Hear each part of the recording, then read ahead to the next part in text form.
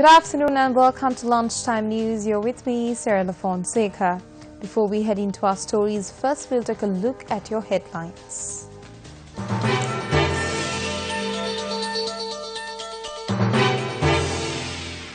STF launched manhunt to locate suspects following shootout. Minister Lakshman Kiriyala comments on crimes reported in the country. Bus employees operating between Mathura and Colombo on strike. NTC threatens to cancel their licenses.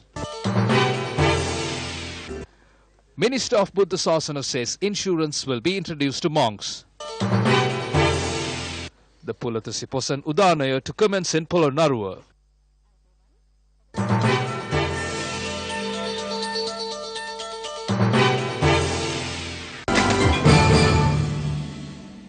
Into your lead story now, the Police Special Task Force has launched a manhunt to apprehend two suspects related to a shooting that took place last night in the Kamurupitiya area.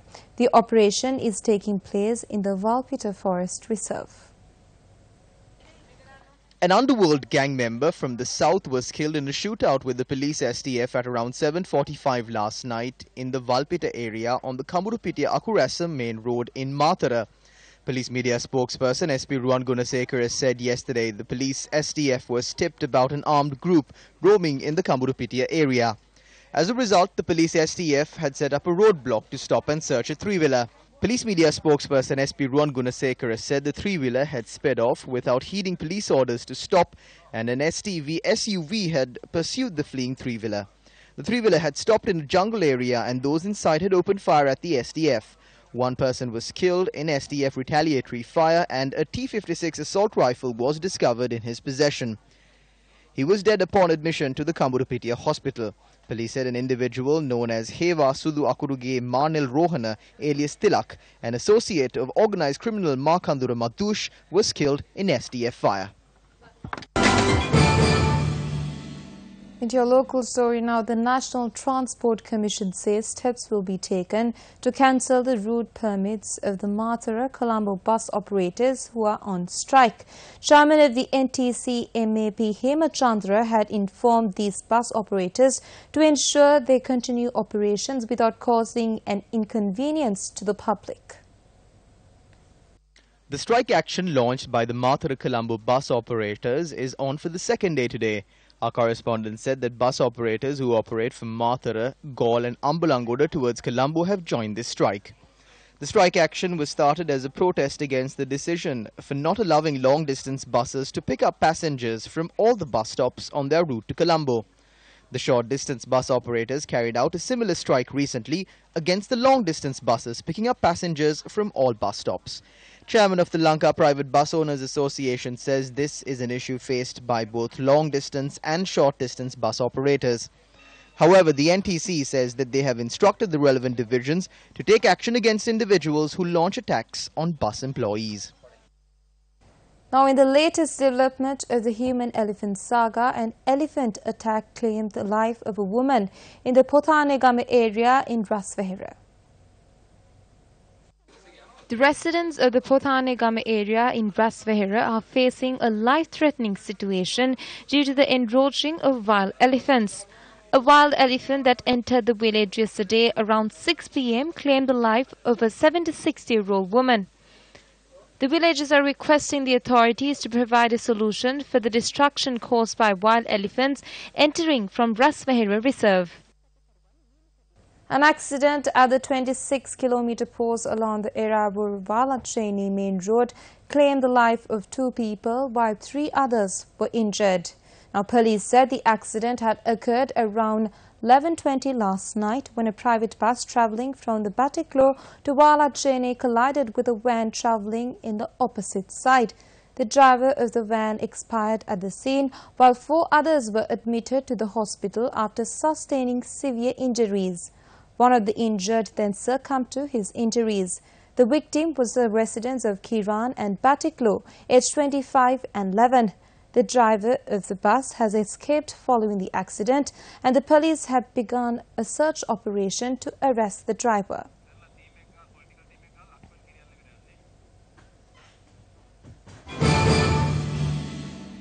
In some political news, the Minister of Public Enterprise and Kandy City Development Lakshman Kiryala attended an event organized by the Kandy Bar Association. The construction of the expressway is underway. It is being carried out. There is no doubt. Some say it is not necessary. The one who say no to the Kandy Expressway raise their hands for the Beliatta Expressway. But no one asked for one such expressway for Beliatta. Kandy is the second largest city, so priority must have to be given to construct one to Kandy. We will not allow anyone to sabotage this process. The construction will take place. It is not a new scenario. Crimes are common in a country.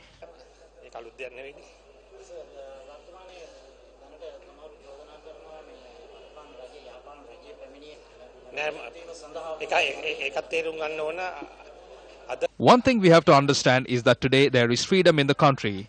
People do not disappear. People are not tied into trees. Today journalists are not murdered.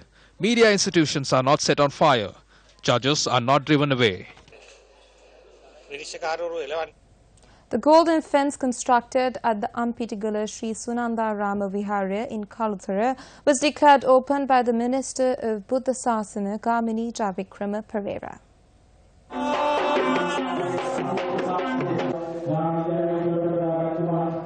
Minister Rajadasena Ratna was among those present. First time in the history, Minister Akhila Viraj Karyavasam had brought forward an insurance scheme for all school children.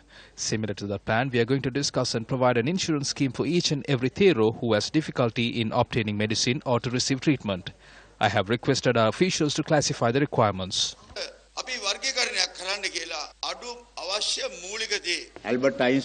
Albert Einstein once said racism is an illness. It is like a measles. See how far racism has gone. They are asking certain person to become like a Hitler. A country has never developed with racism and religious extremism. Germany was destroyed because of that. We had to face the 30-year-old war due to this.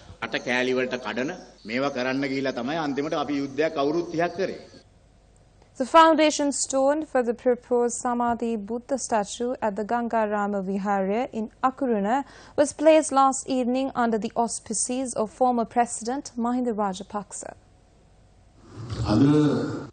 There is no operation taking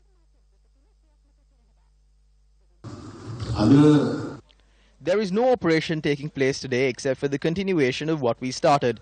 They say entrepreneurs will be given lower interest loans. We commend that. However, it is my belief that businesses must be revived if they are not able to repay these loans that they obtain. Rather than taking over their property, they must pave the way for the continuation of their trade. They should not take over the farms and other property as well. There needs to be a way where they can continue their trade operations.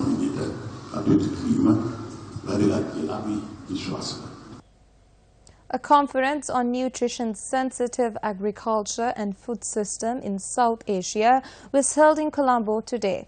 The event was organized by the South Asian Food and Nutrition Security Initiative, a World Bank trust fund. Ending malnutrition is possible, though easily said than done. Though not easily said than done. If nutrition is mainstreamed into relevant sectors, how far our policymakers take this issue in earnest seriousness and provide budgets and opportunities to take the challenges squarely is a matter of concern. How far our private sector investors look at the farmer and the social problems of the poor with a lens as almost all of you look, shedding the focal interest of only profit making and instead focusing on building relationships is a matter of concern. Quite recently, I had to say this to an independent evaluator team from IFAD when they discussed with me how the private sector should perform in another project here in Sri Lanka. If projects are to benefit companies only and not sustainable agriculture, we will obtain partial results. UN sustainable goals will then merely become eyewash.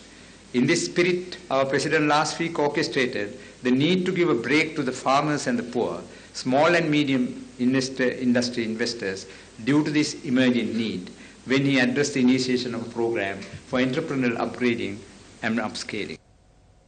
FDIC-ASPAC Conference 2018 began in BMICH Colombo yesterday under the theme Infrastructure Connectivity in the ASPAC region. There are approximately 200 different projects already identified for implementation under the Western Megapolis. Naturally, the number is bound to grow and the projects bound to evolve. We have grouped into 10 mega projects. The majority of the development activities identified in the planning process based on a mainly functional and partly geographic non-exhaustive categorization.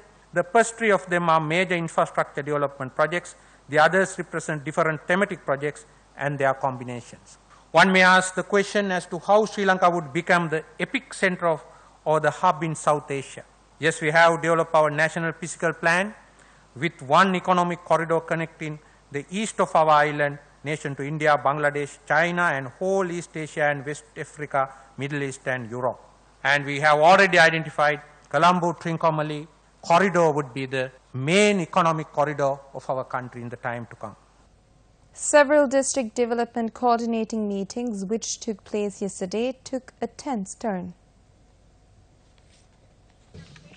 When the Ampara District Development Coordinating meeting convened yesterday, there was a heated discussion as the Supreme Court order on the tsunami housing complex had not been implemented as yet.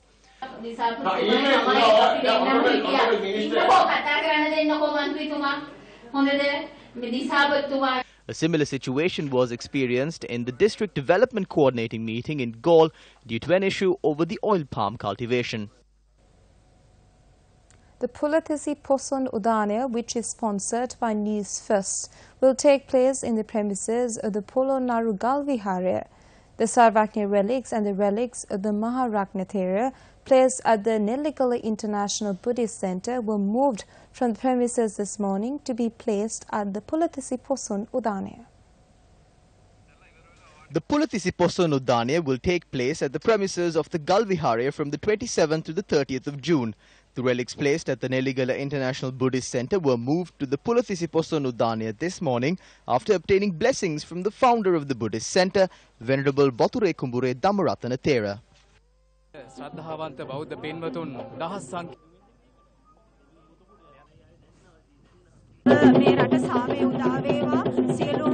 This event is being organized for the second time at the Polonnaruwa Galvihare with the hope that peace dawns in the country and all the dreams of the people become a reality. We also hope that agriculture in this country will see more success and development.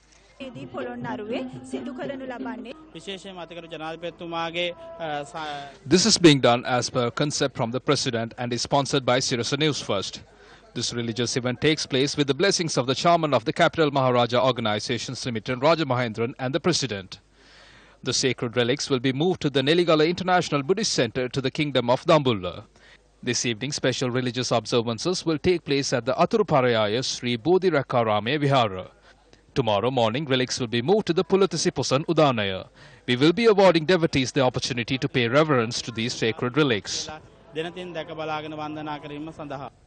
Sri Lanka Cricket has tweeted Kusal Janit Pereira is cleared of any serious injury. In that note, we wrap lunchtime news for the day. Do join us again on our afternoon 55s as we bring you the very latest.